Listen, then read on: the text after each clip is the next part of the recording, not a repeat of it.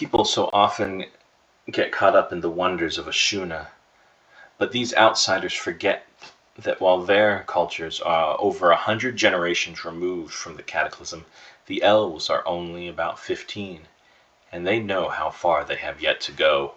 Kula Dantin, the last dragon. The thick forests of Ashuna are home to the elves of Efoqar and refuge to many of the remaining Fae left. After the coming of the giants and the dragons wiped out most of the other Fae creatures, the dragons found that the elves had an affinity for magic and found that useful along with their longer lifespans, so they didn't have to retrain servants as frequently. The goblinoids would seek refuge in the north and were eventually employed as laborers. The elves in turn protected as many of the remaining Fae as they could, such as satyrs and centaurs. There are very few fairies, dryads, nymphs, treants, etc. left on Efoqar, as these were seen as the purest embodiments of the Fae, and closest to the arch-Fae who resisted the coming of the dragons and giants. As a result of this perception, both dragons and giants made deliberate efforts to wipe them out, as they didn't want any threats to themselves in their new home. Before the cataclysm, they were in hiding throughout the world, but since those that remain have gathered in Ashuna.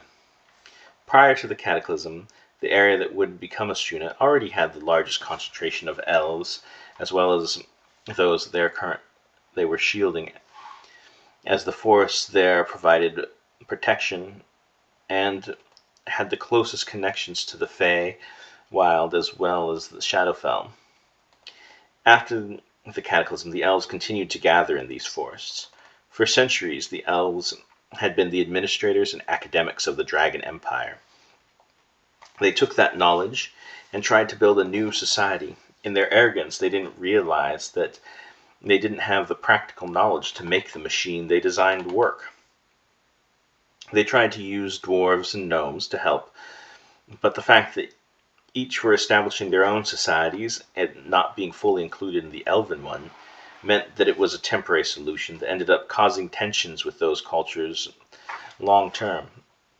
As a result, early attempts to form a unified elven state failed, and the elves emerged from the cataclysm in small petty kingdoms, dwarfed or conquered by Nandria. Of the independent kingdoms, the high elf city of Enaces, under the Raking dynasty, was the most successful. After conquering most of what is now northern Ashuna, they prepared to take the elven-dominated lands of Nandria, and in 1607 would attack, reaching the Dalisum Ocean in the south. Now calling their kingdom Ashuna, they quickly expanded west to secure the frontier, stopping at the Dokro River. Not quite the current border. The move east would be measured and would stop after conquering elven-dominated territories around 1750 AC, leaving the rest of the Eastern Empire to Bossk raiders. With the fall of Nandria, there were no immediate threats, and Ashuna began to retreat into itself. A result of this was the kingdom developed into self-governing regions that would pay homage to the throne. Ashlan was home of the capital and majority High Elf. Pagelar included the twins and the subterranean cities of the Drow. Venolia was the area most attuned to the Fae and is majority Eladrin, as well as having the highest population, though not concentration, of Fae creatures. In the mountainous west, Jedlor is where the Shadowkai dwell. To the east lies Westloon, home of the Wood Elves, and surrounds Maudel, where the Wild Elves live in relative isolation and has the highest concentration of Fae creatures. Delral lies in the southern mountains and is where the Erevel have made their nests. Weaving itself between these areas is Hisar, where the more inclusive and outgoing moon elves are dominant. During the first part of the third millennium, dwarven maritime raiders became a problem for anyone near a coast or along a navigable river. While efforts to repel the dwarves were moderately successful, true victory eluded Ashuna due to its disunity. It wasn't until King Tragalor Raki welcomed the sea elf refugees from the deep oceans who were fleeing Shahuagin to settle in the Emerald Sea, that with their help held the dwarves at bay. He then waged a bloody war against his own people to unite them, breaking the power base of the autonomous regions and splitting the kingdom up among many smaller lords. After this, he turned his full attention and unified might of Ashuna against the dwarves. After this, land was reallocated and divided between lesser nobles to keep the power base smaller and more interdependent. Former autonomous regions would now only be relevant as vague outlines of regional cultures. Ashuna has been involved in many conflicts with its neighbors over the years, particularly the dwarves over disputes in Tallinn. Terres de los Justos have had long-standing disputes with Ashuna, but only recently have proved to be much more than a nuisance. Kenyr's eyes have always been bigger than its stomach and have led to the occasional skirmish as well.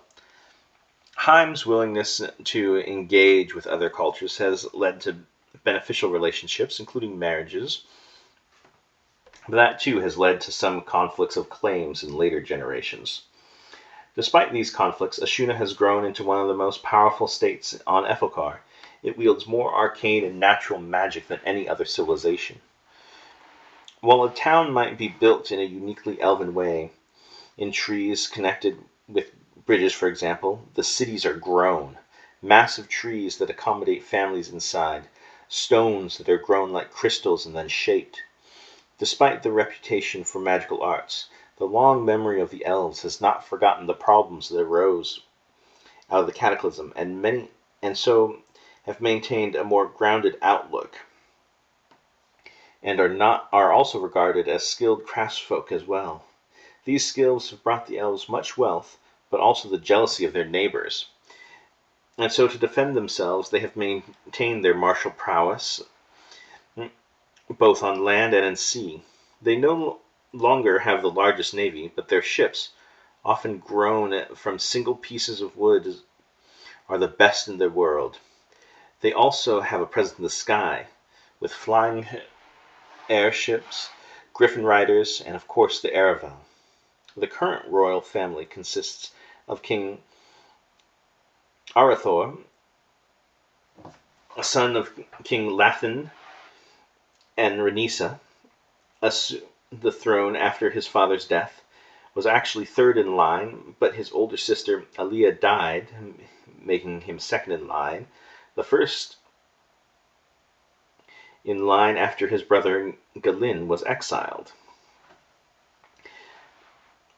Queen Sakla comes from an old noble family with a very traditional upbringing.